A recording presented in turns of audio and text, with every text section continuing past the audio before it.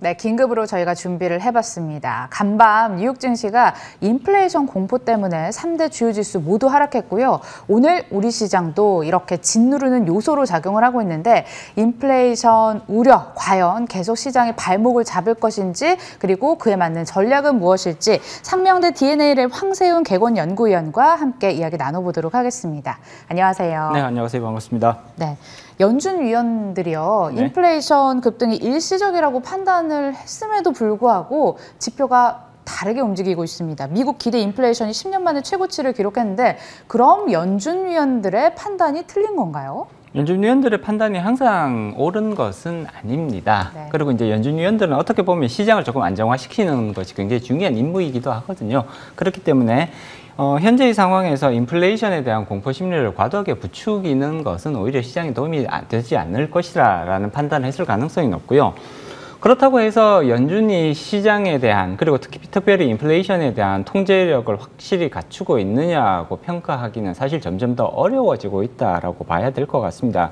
지금 증시에 있어서 가장 중요한 불안 요소는 당연히 지금 인플레이션으로 관심이 모아지고 있고요. 사실 인플레이션이 관심을 받기 시작한 거는 굉장히 최근 일은 아닙니다. 이미 연초부터 인플레이션에 대한 우려는 꾸준하게 제기가 되어 왔었고요. 1월 중순 이후로 주가 조정이 이렇게 진행되어 왔었는데 그때부터 이미 사실은 인플레이션에 대한 우려는 계속해서 제기가 되어 왔습니다. 그리고 최근 들어서 이런 인플레이션에 대한 압력 요소는 점점 더 뚜렷해지고 있다, 선명해지고 있다 이렇게 말씀드릴 수 있을 것 같은데요. 가장 중요한 부분이 일단 주가, 그다음에 주택 가격이 굉장히 빠른 속도로 올라왔다라는 것은 이미 다들 알고 계실 겁니다. 그리고 원자재 가격, 그리고 플러스 여기 곡물 가격까지 지금 굉장히 불안한 모습들을 보이고 있단 말이죠. 지금 경기 회복에 대한 기대감만 가지고 이제 이런 것들을 설명하기에는 가격 급등세가 지나치게 빠르다라고 평가를 할 수밖에 없는 것이고요. 그리고 그것은 결국은 그동안 경기 부양을 위해서 과도하게 풀려나갔던 그런 유동성들이 결국은 이전과는 달리 상품 가격들, 원자재 가격, 곡물 가격들을 이제 불안하게 만들면서 모든 것의 가격들이 다 올라가는, 이제 영어로 everything rally라고 그러거든요. 모든 제품, 모든 상품의 가격들이 다 같이 상승하는 이런 현상들로 이어지고 있다라고 평가를 해볼 수가 있습니다. 지금 구리 가격 가장 대표적인 거거든요.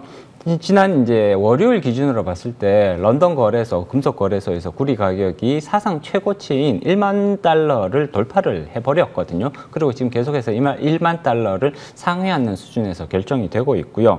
그리고 싱가포르 상품 거래소에서도 월요일 하루에 철광석 가격이 10% 이상 급등하는 이런 모습들이 나타났습니다.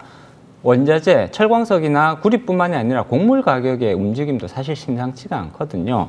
지금 가장 우리 이제 많은 영향을 미치는 곡물이라고 하면 크게 이제 밀, 옥수수, 그다음에 설탕, 그다음에 콩 이 정도로 지금 요약을 해볼 수가 있을 텐데 설탕 가격 같은 경우에는 지금 1년 동안 73% 상승을 했고요. 그 다음에 옥수수 가격 같은 경우에는 올해 들어서만 50% 지금 이상 가격 상승을 보여주고 있습니다. 이렇게 원자재 가격, 곡물 가격이 오른다는 것은 필연적으로 이런 가격들이 결국은 최종적인 제품 생산 가격에 반영될 수밖에 없다. 약 2개월에서 3개월 정도의 시차를 두고 결국은 다른 여러 가지 종류의 최종 소비 제품들에 반영될 수밖에 없기 때문에 결국은 소비자 물가를 자극할 수밖에 없는 요소라고 평가를 해야 될 것 같습니다. 일단 중국에서도 이미 그 생산자 물가 지수를 보면 그러니까 지난 4월에 생산자 물가 지수를 보면 6.8% 해서 3년 만에 최고 기록을 지금 보이고 있거든요. 우리나라도 지금 2%가 넘었죠. 소비자 물가 지수가 2.3%입니다.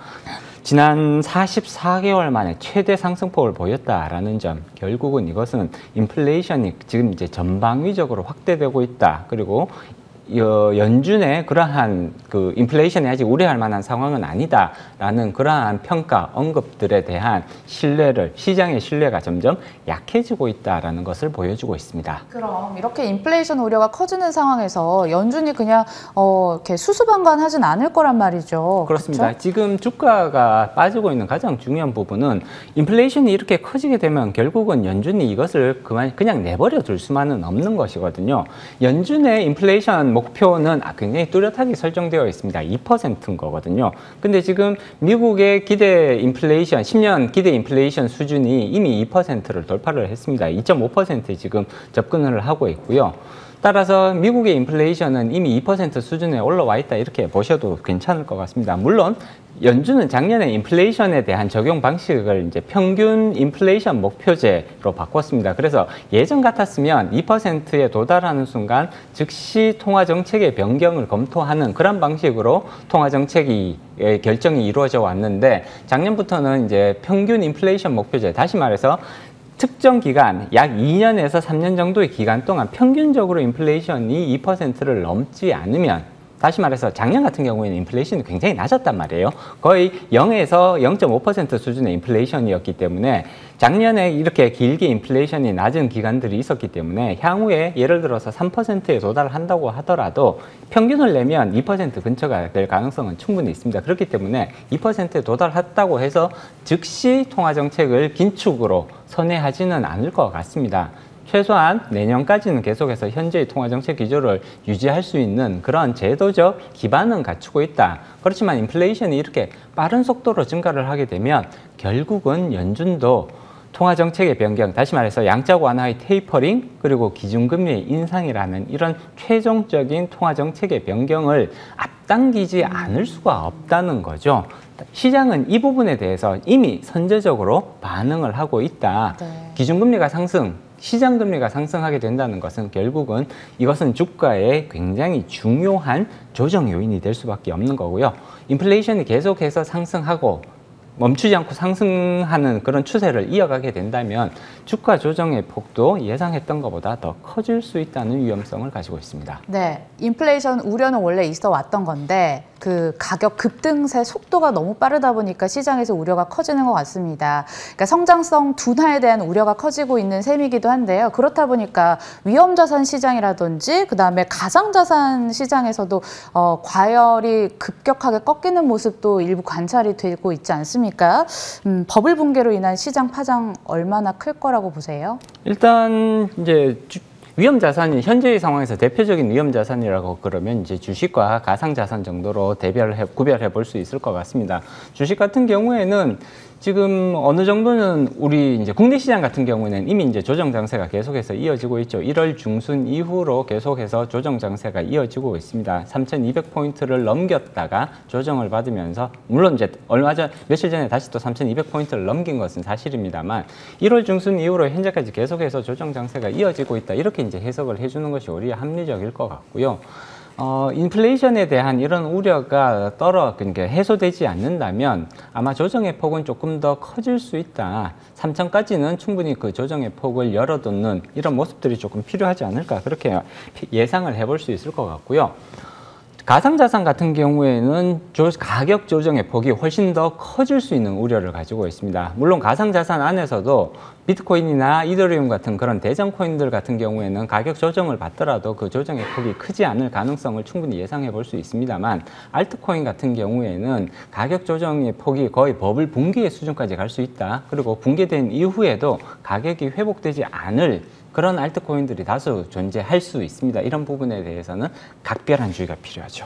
예, 방금 전 제가 잘못 들은 줄 알았습니다. 코스피의 하단을 굉장히 많이 열어두시는 것 같다라는 생각을 개인적으로 하게 됐는데 조정의 폭이 조금 더 커질 수 있다라는 진단을 해주셨습니다. 자, 그렇다면 그래도 개인 투자자들이 지금 나서서 지수를 방어를 해주고 있는데 하단이 제한될 가능성 얼마나 보시는지 궁금하고요. 마지막 질문인 투자 전략까지 엮어서 한번 질문 드려볼게요. 네네. 지금 이제 주가의 상승, 그러니까 주가 현재까지 코스피 상단이 3,250 근처 정도로 평가를 해볼 수가 있습니다. 그렇기 때문에 보통 일반적으로 주가의 조정의 폭이라고 하면 보통 10%에서 15%의 조정 정도가 일반적인 단기 조정의 그 상한 폭이라고 할 수가 있습니다. 따라서 3,250 같은 상단으로 설정을 하게 되면 사실은 3,000이 무너진다고 해서 그 단기 조정의 폭이 특별히 더 크다고 보기는 어렵습니다. 다만 개인 투자자들의 주식 주가 참여, 주식시장 참여가 굉장히 활발한 상황이기 때문에 10%를 넘어가는 수준의 가격 조정이 일어날 가능성은 상대적으로 굉장히 제한적이라고 평가를 해봐야 될 것 같고요. 아마 3,000선에서 이런 지수를 방어하기 위한 그런 자금 유입 내지는 그런 노력들이 굉장히 활발하게 일어날 가능성이 높다고 예상을 해볼 수가 있죠. 그렇기 때문에 추가적으로 가격 조정은 더 일어날 수 있다. 이런 부분에 대한 준비는 필요하다고 볼 수가 있고요. 따라서 이런 부분들에 대해서 다만 가격 조정의 하단 정도는 3,000까지는 충분히 생각을 하실 필요성이 있다라는 거죠. 그리고 인플레이션 해지 자산의 비중 확대는 향후 굉장히 중요한 포인트가 될 수가 있습니다. 분산 투자 중요하고요. 그리고 인플레이션을 해지할 수 있는 그런 이제 금융 투자 자산의 비중을 다소간 확대하는 전략은 꼭 필요한 시점이다 이렇게 말씀드릴 수가 있죠. 예, 저 한 30초 드릴 수 있을 것 같은데 그럼 해지 자산으로 어떤 걸 생각을 하고 계시는지요? 일단 가장 중요한 부분들은 인플레이션에 대한 가장 전통적인 해지 자산이라고 하면 금을 들 수가 있습니다. 물론 현재의 금 가격이 그렇게 견조한 흐름을 보인다고 평가하기는 어렵습니다만 인플레이션에 대한 우려가 계속해서 이어진다면 결국은 금은 그 가치를 발휘할 가능성이 상당히 높다고 볼 수가 있는 거고요.